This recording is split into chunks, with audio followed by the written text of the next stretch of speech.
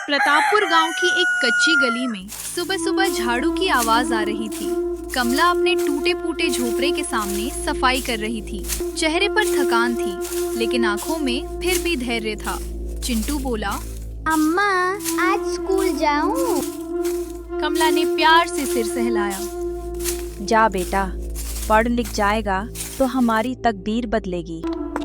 उसी समय गांव की कुछ औरतें सज धज कर उधर से गुजरी। अरे कमला, अभी तक यहीं? तेरी छोटी बहन मालती के घर तो आज जश्न है। कैसा जश्न? अरे पगली, उसे बेटा हुआ है, पूरे गांव को दावत है। कमला की आंखों में चमक आ गई। वो धीमे से बोली, मैं मौसी बन गई। औरतों के जाते ही कमला का चेहरा उतर गया। मुझे तो किसी ने बताया ही नहीं। शिवनाथ खेत जाने की तैयारी कर रहा था। सुनिए जी, मालती को बेटा हुआ है। मैं जाकर आशीर्वाद देना चाहती हूँ। शिवनाथ, अगर उसने नहीं बुलाया है तो बिना बुलाए जाना ठीक नहीं। कमला ने बोला। वो खुशी में भूल गई होगी। कमला ने लकड़ी की पेटी खोली। अंदर एक छोटा सा ऊनी स्वेटर था। मैंने इसे गोलू के लिए अपने हाथों से बुना था। चिंटू खुश होकर बोला, अम्मा, मामा को ये अच्छा लगेगा ना? कमला मुस्कुरा दी। मालती का घर रोशनी से चमक रहा था। हलवाई, बड़े बर्तन, पकवानों की खुशबू। मालती मन ही मन सोच रही थी, आज कोई मेरी इज्जत पर आँच नहीं आने दे। जैसे ही मालती की नजर दरवाजे पर पड़ी, वह सन्न रह गई। कमला और चिंटू खड़े थे। हे भगवान, ये यहाँ क्यों आ गई? कमला और उसका बेटा संकोच में धीरे धीरे उसके पास जाते हैं। मालती बोलती है, तुम यहाँ क्यों आई हो? मैंने तुम्हें नहीं बुलाया। कमला की आंखें भर आईं। मैं बस आशीर्वाद देने आई थी बहन। मालती उन्हें एक कमरे में ले गई। किसी को मत बताना कि तुम मेरी बहन हो। खाना शुरू होते ही चुपचाप निकल जाना। कमला जमीन पर बैठकर रो पड़ी। कुछ औरतों ने कमला को देख लिया। वो वहां पर आकर कमला से पूछा। तभी मालती आ जाती है और बताती है, ये काम वाली है। कमला का दिल टूट गया। अपमान सहकर कमला बेटे के साथ निकल गई। आंखों में आंसू थे, कदम भारी। रास्ते में एक बूढ़ा आदमी खड़ा था। वो बहुत थके थे। उन्होंने कमला से बोला, बेटी, पानी मिलेगा? कमला बिना रुके बोली, जरूर बाबा। कमला नदी से पानी लाई। बाबा ने पानी पी लिया तो कमला ने बाबा से पूछा, बाबा, आपको भूख लगी है तो आप हमारे साथ मेरे घर चलिए। बाबा मन जाते हैं और साथ साथ उनके चले जाते हैं। कमला बाबा को भर पेट पूरी सब्जी खिलाती है। बाबा बहुत ही ज्यादा खुश होते हैं और कमला को थोड़ा अनाज देते हैं और बोलते हैं, इस अनाज को तुम पूरे परिवार रात में मिलकर खा लेना। कमला बाबा की बात मान लेती है। बाबा के जाने के कुछ देर बाद शिवनाथ आता है। कमला ने सारी बात शिवनाथ को बताई। रात होते ही तीनों ने उसी अनाज को पाकर खाई। खाने के बाद तीनों जाकर सो गए। सुबह उन्होंने देखा कि उनका घर पक्का मकान बन गया था। जब वो घर के बाहर आए तो एक गाय, 2 बकरियां उनके घर के बाहर बंधा हुआ था। तभी कमला बोली, अब हम सब भर पेट खाना खा सकते हैं। चिंटू को भूखा नहीं सोना पड़ेगा। माँ, अब मुझे स्कूल पैदल नहीं जाना पड़ेगा। पापा मेरे लिए साइकिल ले देंगे। शिवनाथ भी हाँ बोल देता है। कुछ महीने बिताने के बाद कमला की बहन मालती की नौकरी चली जाती है। तभी वो गांव वालों से सुनती है कि कमला अब गरीब नहीं है। मालती कमला के घर जाती है, लेकिन मालती की तरह कमला ने उसका अपमान नहीं किया, बल्कि सम्मान किया। मालती अपनी बीती सारी घटना बताती है और बोलती है, दीदी, मुझे हो सके तो माफ कर देना। मैंने तुम्हारे साथ बहुत गलत किया था। बहन, मैं तुमसे बड़ी हूँ, इसलिए मैं तुम्हें माफ कर देती हूँ। उस दिन से मालती अपने बहन के घर पर रहती है। चिंटू को भी प्यार करती है।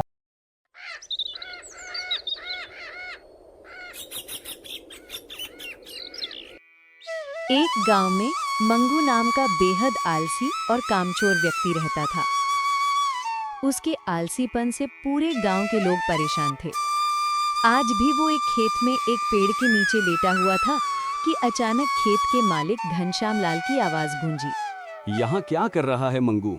तुझे काम पर रखा है या आराम करने के लिए? कौन है भाई जिसने मुझे सपनों से जगा दिया? अपनी आंखें खोल कर देख, मैं हूँ खेत का मालिक। अरे आप हैं? अभी अभी तो आया हूँ, थोड़ा आराम भी नहीं कर सकता क्या? पिछले 3 घंटे से तुझे यहीं पड़ा देख रहा हूँ। बाकी सब लोग काम कर रहे हैं और तू ऐसे आराम कर रहा है जैसे खेत का मालिक तू ही हो। साहब, एक दिन मैं भी कई खेतों का मालिक बनूंगा। ये छोटे मोटे काम मेरे लिए नहीं है। तुझे तो उस दिन निकाल देता, पर तेरी पत्नी के आंसू देखकर रख लिया। अब और नहीं। मजदूरों को काम की तनख्वाह मिलती है, आराम की नहीं। ठीक है, निकाल दो, पर 10 दिन की मेहनत की तनख्वाह दे दो। पिछले 10 दिन में तूने 12 घंटे में 12 मिनट भी काम नहीं किया। किस बात की तनख्वाह? अमीर लोग गरीबों को दबाते हैं, फिल्मों में नहीं देखा? फिर गरीब डाकू बन जाता है। डाकू बनने में भी मेहनत लगती है, तो नहीं कर पाएगा। जा यहाँ से निकल। मंगू डर गया और चुपचाप घर लौट आया।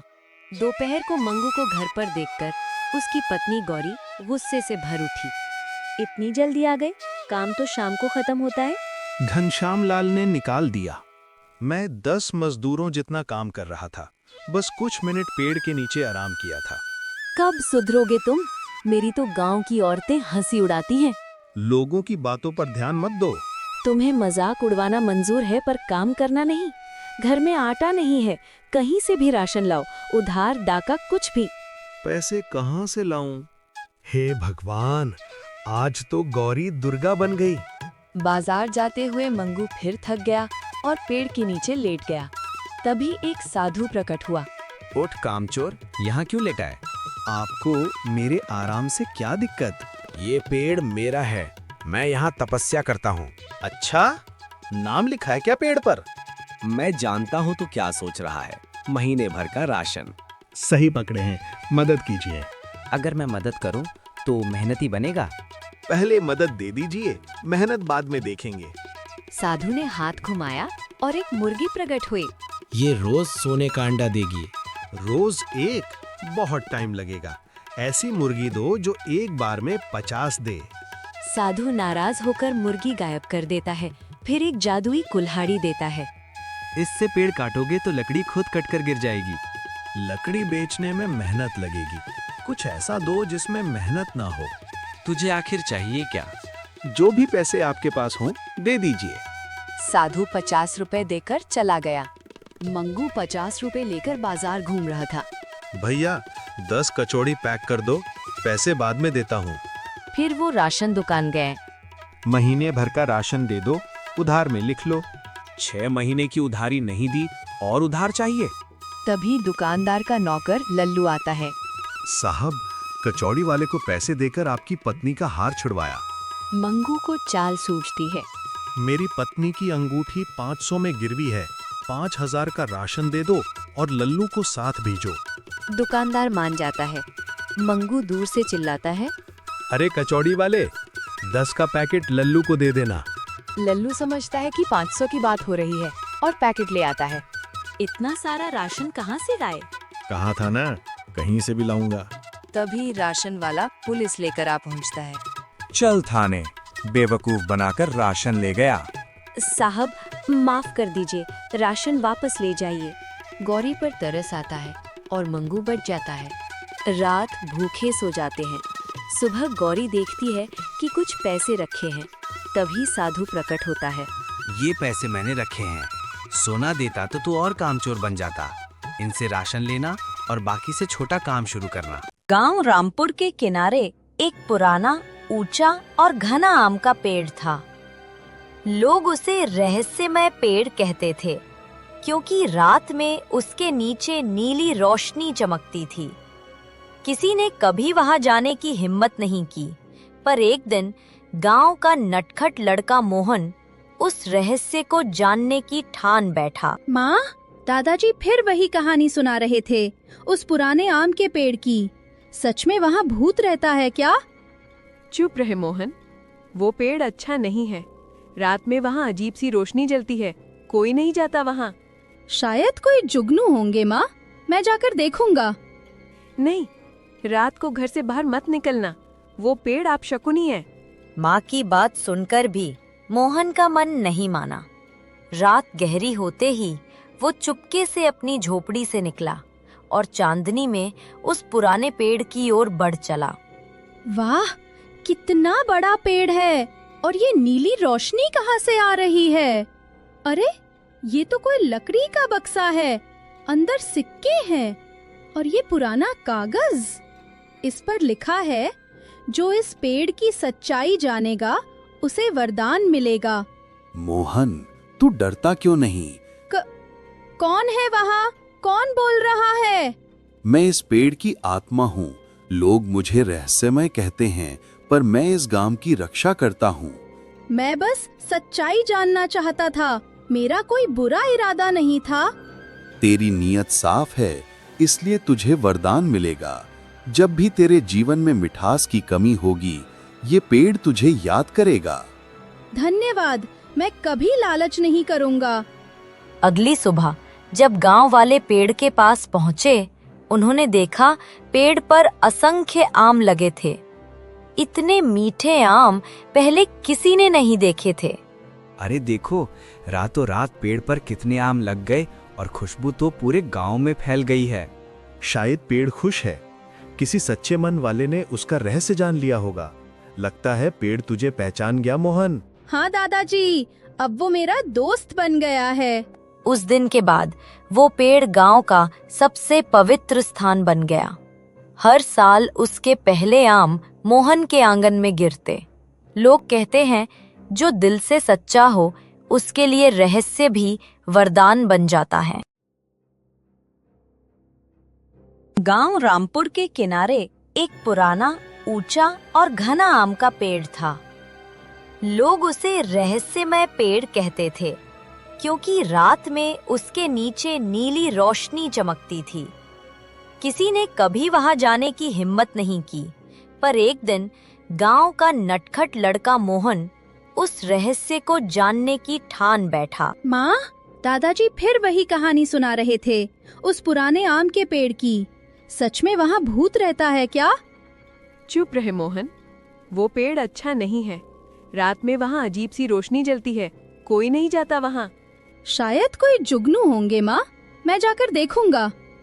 नहीं, रात को घर से बाहर मत निकलना, वो पेड़ आप शकुनी है। माँ की बात सुनकर भी मोहन का मन नहीं माना। रात गहरी होते ही वो चुपके से अपनी झोपड़ी से निकला और चांदनी में उस पुराने पेड़ की ओर बढ़ चला। वाह, कितना बड़ा पेड़ है और ये नीली रोशनी कहाँ से आ रही है? अरे, ये तो कोई लकड़ी का बक्सा है, अंदर सिक्के हैं और ये पुराना कागज। इस पर लिखा है, जो इस पेड़ की सच्चाई जानेगा उसे वरदान मिलेगा। मोहन, तू डरता क्यों नहीं? कौन है वहाँ? कौन बोल रहा है? मैं इस पेड़ की आत्मा हूँ। लोग मुझे रहस्यमय कहते हैं, पर मैं इस गांव की रक्षा करता हूँ। मैं बस सच्चाई जानना चाहता था, मेरा कोई बुरा इरादा नहीं था। तेरी नीयत साफ है, इसलिए तुझे वरदान मिलेगा। जब भी तेरे जीवन में मिठास की कमी होगी, ये पेड़ तुझे याद करेगा। धन्यवाद, मैं कभी लालच नहीं करूँगा। अगली सुबह जब गांव वाले पेड़ के पास पहुंचे, उन्होंने देखा पेड़ पर असंख्य आम लगे थे।